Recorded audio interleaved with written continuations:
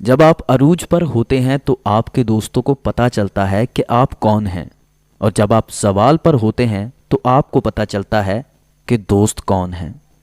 جب آپ محسوس کریں کہ کوئی آپ کے الفاظ سے آپ کے احساس کو نہیں سمجھ سکتا تو اس وقت خاموش رہا کریں۔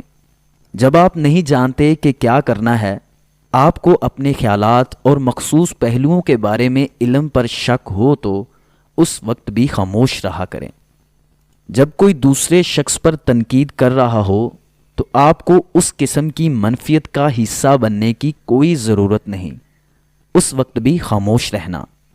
جب کوئی غصے اور نفرت میں چیختا اور بڑبڑاتا ہے تو آپ کے خاموش رہنے سے اس شخص کو آرام دیتے ہیں۔